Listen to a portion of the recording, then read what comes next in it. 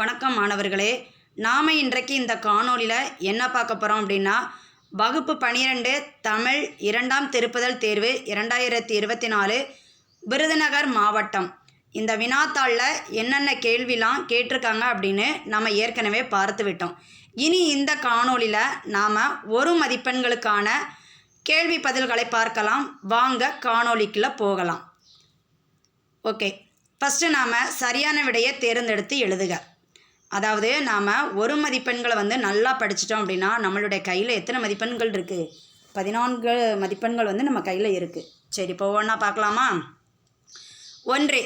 உலக நாடுகள் மாற்று ஆற்றலை நோக்கி சென்றால் மட்டுமே புவி வெப்பமாதலை கட்டுப்படுத்த முடியும்.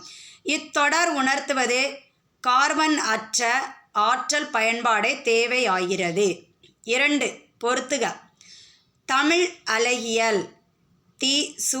நடராஜன். நிலவுப்பூ சிற்பி பாலசுப்பிரமணியம். கிடை கி. ராஜநாராயணன். உய்யும் வழி பரளி சு. நெல்லையப்பர். 3. சங்க இலக்கியத்தில் இல்லாத சொற்கள் சங்ககால சமூகத்தில் நடைமுறையில் இருந்துள்ளன. அவை திருமணமும் குடும்பமும். 4.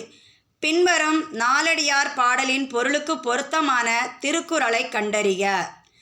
அதாவது நாலடியார் பாட்டு கொடுத்துருக்காங்க, இதுக்கு பொருத்தமான திருக்குறளை நம்ம கண்டுபிடிச்சி எழுதணும்.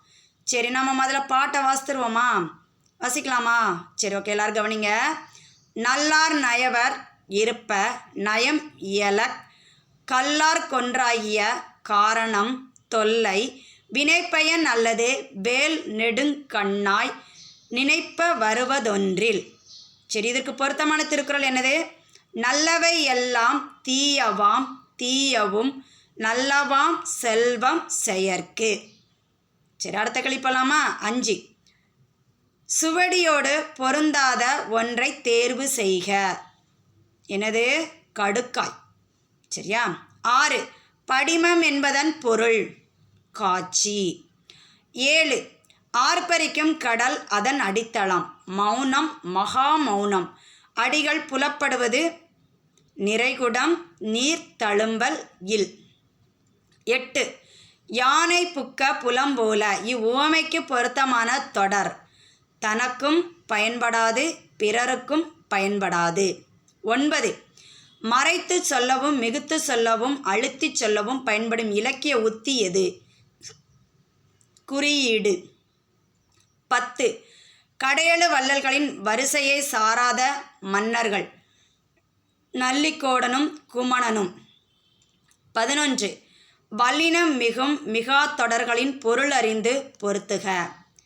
பாலை பாடினான் பாலை திணையை பாடினான் பாலை பாடினான் பாலினை பாடினான். தேரை பார்த்தான் தேரை என்னும் உயிரினத்தை பார்த்தான் தேரை பார்த்தான் தேரினை பார்த்தான். 12. ஐம்பெரும் காப்பியம் என்னும் சொற்றொடரை தம் உரையில் குறிப்பிட்டவர் மயிலை நாதர். 13.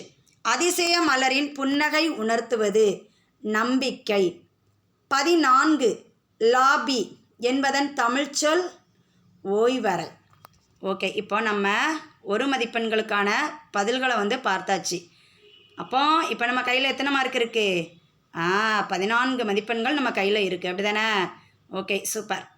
மீண்டும் அடுத்த காணொளியில் உங்களை சந்திக்கிறேன்.